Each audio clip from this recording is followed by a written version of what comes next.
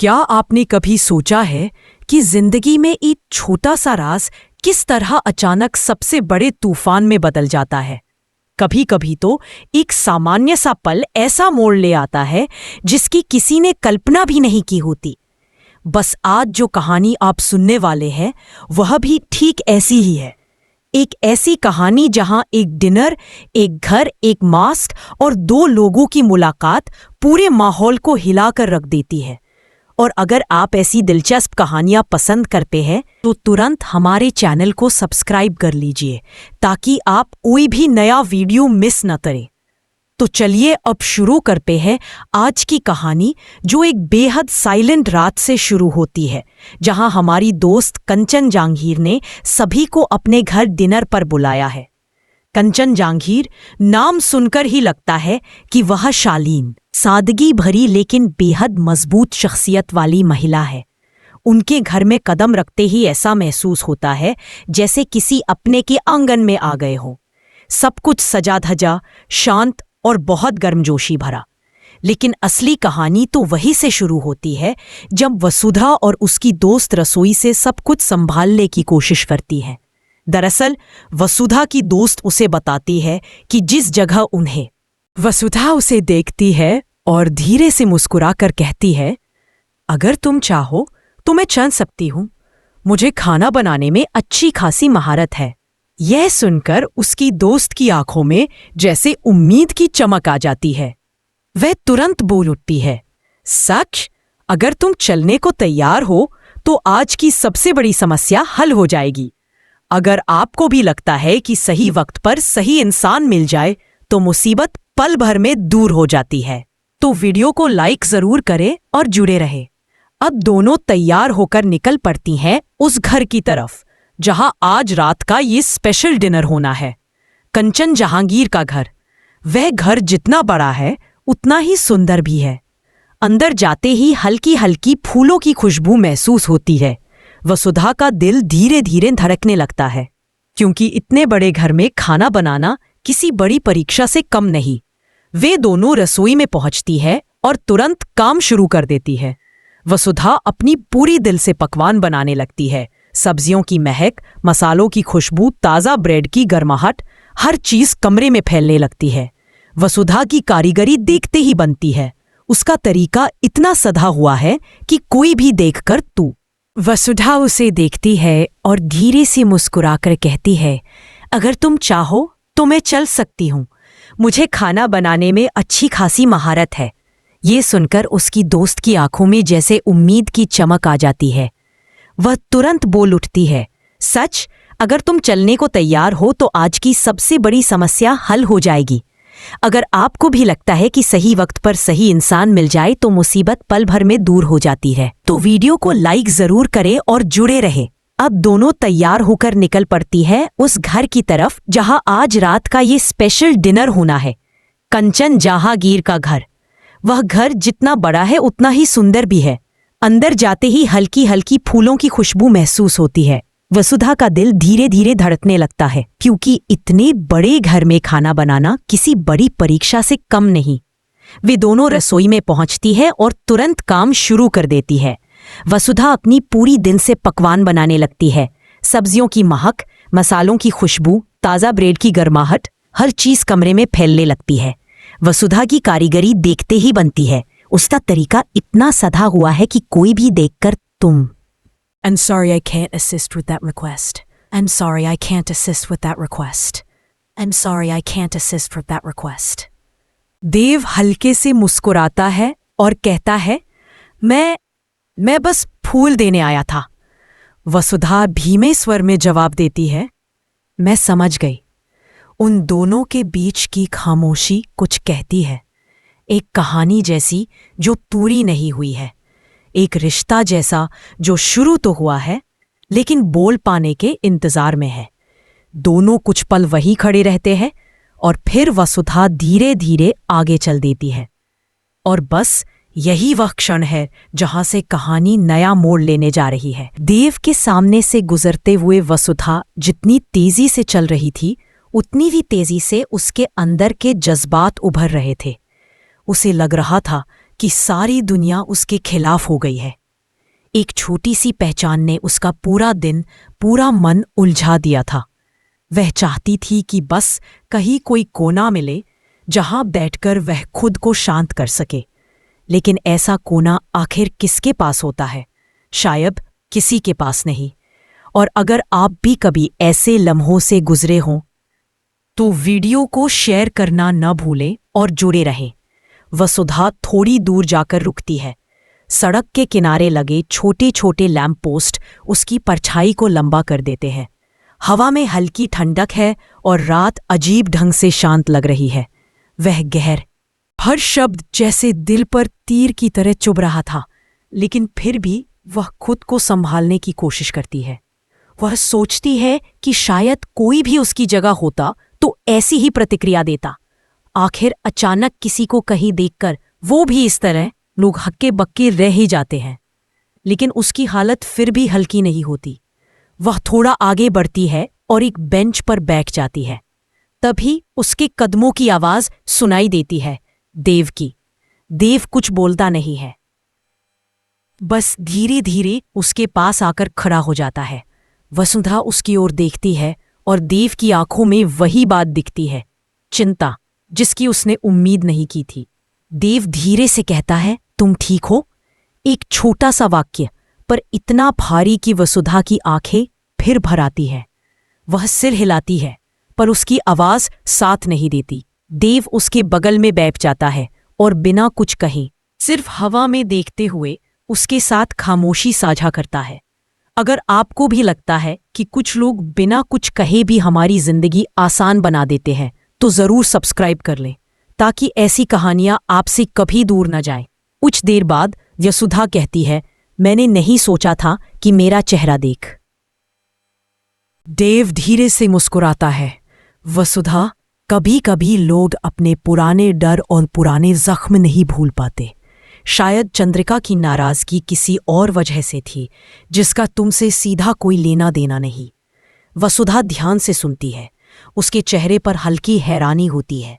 देव की बातों में एक अजीब सी सुकून देने वाली सच्चाई थी। देव आगे कहता है, लेकिन मुझे इतना पता है कि तुम गलत नहीं थी। तुमने सिर्फ मदद की थी, और अगर किसी को ये समझ नहीं आया तो ये उनकी कमी है, तुम्हारी नहीं। ये सुनते ही वसुधा के दिल का बोझ थोड़ा हल्का होता है। वह पहली बार उस रात एक हल्की सी मुस्कान लाती है। कुछ देर तक दोनों चुप रहते हैं। हवा बहती रहती है। सड़क पर थोड़ी दूर चाय बेचने वाले का कोयला चमक रहा है। देव उसे देखकर कहता है, चाय पियोगी? वसुधा हाँ में सिर हिलाती है।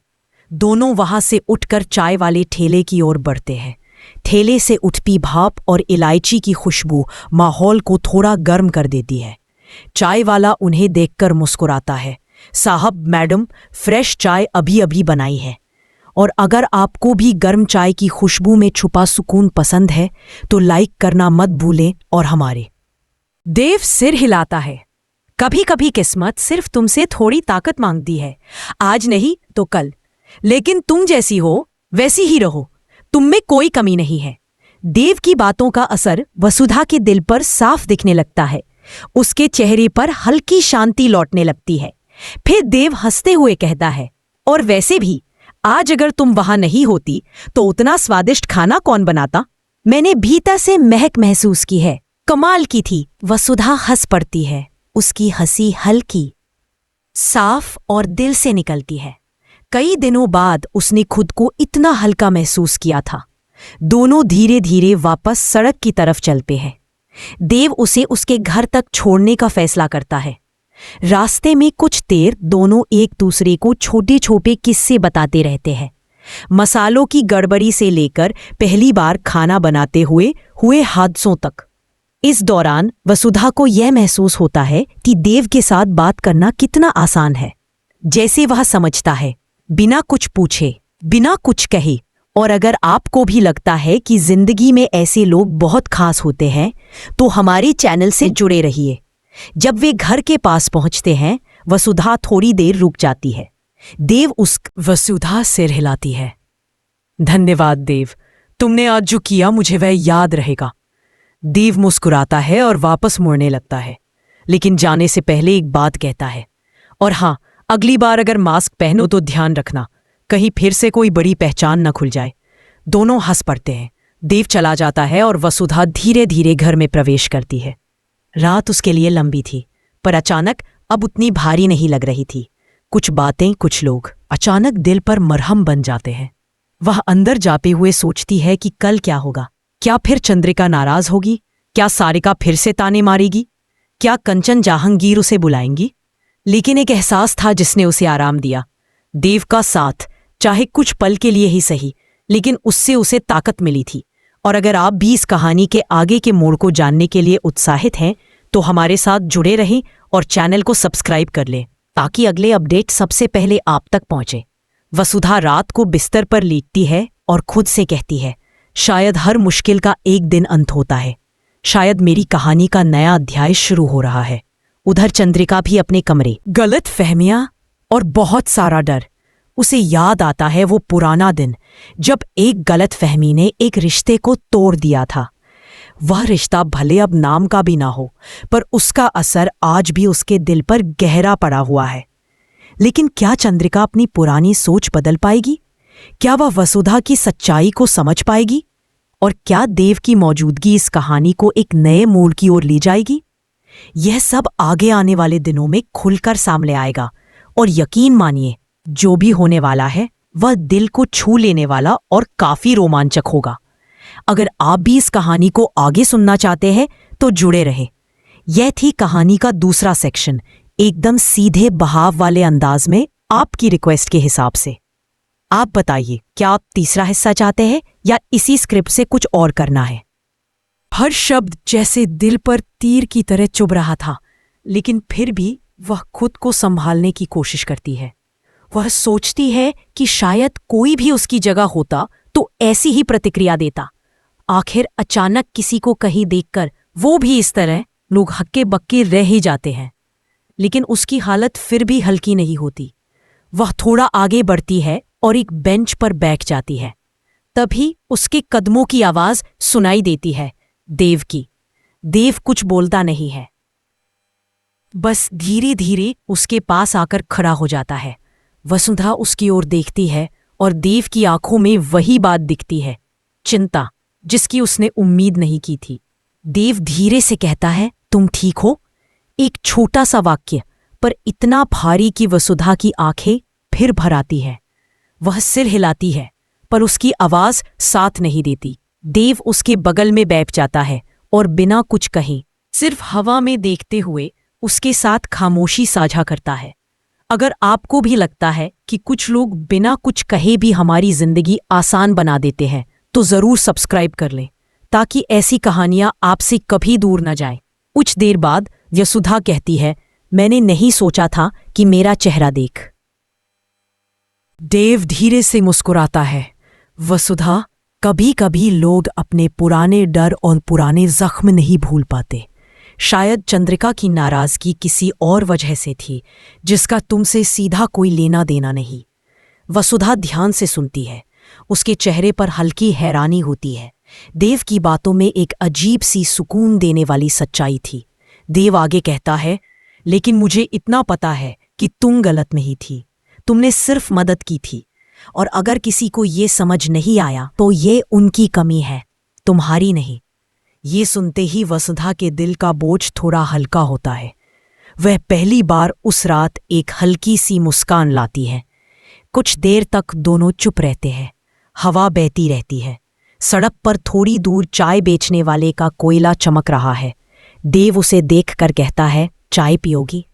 वसुधा हाँ में सिर हिलाती है। दोनों वहां से उठकर चाय वाले ठेले की ओर बढ़ते हैं। ठेले से उठती भाप और इलायची की खुशबू माहौल को थोड़ा गर्म कर देती है। चाय वाला उन्हें देखकर मुस्कुराता है, साहब मैडम, फ्रेश चाय अभी अभी बनाई है। और अगर आपको भी गर्म चाय की खुशबू में छुपा सुकून पसंद है तो लाइक करना मत भूलें। और हमारे देव सिर हिलाता है। कभी कभी किस्मत सिर्फ तुमसे थोड़ी ताकत मांगती है, आज नहीं तो कल। लेकिन तुम जैसी हो वैसी ही रहो, तुम में कोई कमी नहीं है। देव की बातों का असर वसुधा के दिल पर साफ दिखने लगता है। उसके चेहरे पर हल्की शांति लौटने लगती है। फिर देव हंसते हुए कहता है, और वैसे भी आज अगर तुम वहां नहीं होती तो उतना स्वादिष्ट खाना कौन बनाता? मैंने भीतर से महक महसूस की है, कमाल की थी। वसुधा हंस पड़ती है। उसकी हंसी हल्की, साफ और दिल से निकलती है। कई दिनों बाद उसने खुद को इतना हल्का महसूस किया था। दोनों धीरे धीरे वापस सड़क की तरफ चलते हैं। देव उसे उसके घर तक छोड़ने का फैसला करता है। रास्ते में कुछ देर दोनों एक दूसरे को छोटे छोटे किस्से बताते रहते हैं, मसालों की गड़बड़ी से लेकर पहली बार खाना बनाते हुए हादसों तक। इस दौरान वसुधा को यह महसूस होता है कि देव के साथ बात करना कितना आसान है। जैसे वह समझता है, बिना कुछ पूछे, बिना कुछ कहे। और अगर आपको भी लगता है कि जिंदगी में ऐसे लोग बहुत खास होते हैं तो हमारे चैनल से जुड़े रहिए। जब वे घर के पास पहुंचते हैं, वसुधा थोड़ी देर रुक जाती है। देव वसुधा सिर हिलाती है। धन्यवाद देव, तुमने आज जो किया मुझे वह याद रहेगा। देव मुस्कुराता है और वापस मुड़ने लगता है, लेकिन जाने से पहले एक बात कहता है, और हाँ, अगली बार अगर मास्क पहनो तो ध्यान रखना, कहीं फिर से कोई बड़ी पहचान न खुल जाए। दोनों हंस पड़ते हैं। देव चला जाता है और वसुधा धीरे धीरे घर में प्रवेश करती है। रात उसके लिए लंबी थी, पर अचानक अब उतनी भारी नहीं लग रही थी। कुछ बातें, कुछ लोग अचानक दिल पर मरहम बन जाते हैं। वह अंदर जाते हुए सोचती है कि कल क्या होगा। क्या फिर चंद्रिका नाराज होगी? क्या सारिका फिर से ताने मारेगी? क्या कंचन जहांगीर उसे बुलाएंगी? लेकिन एक एहसास था जिसने उसे आराम दिया, देव का साथ। चाहे कुछ पल के लिए ही सही, लेकिन उससे उसे ताकत मिली थी। और अगर आप भी इस कहानी के आगे के मोड़ को जानने के लिए उत्साहित हैं तो हमारे साथ जुड़े रहें और चैनल को सब्सक्राइब कर लें ताकि अगले अपडेट सबसे पहले आप तक पहुंचे। वसुधा रात को बिस्तर पर लेटती है और खुद से कहती है, शायद हर मुश्किल का एक दिन अंत होता है। शायद मेरी कहानी का नया अध्याय शुरू हो रहा है। उधर चंद्रिका भी अपने कमरे, गलत फहमियां और बहुत सारा डर। उसे याद आता है वो पुराना दिन जब एक गलत फहमी ने एक रिश्ते को तोड़ दिया था। वह रिश्ता भले अब नाम का भी ना हो, पर उसका असर आज भी उसके दिल पर गहरा पड़ा हुआ है। लेकिन क्या चंद्रिका अपनी पुरानी सोच बदल पाएगी? क्या वह वसुधा की सच्चाई को समझ पाएगी?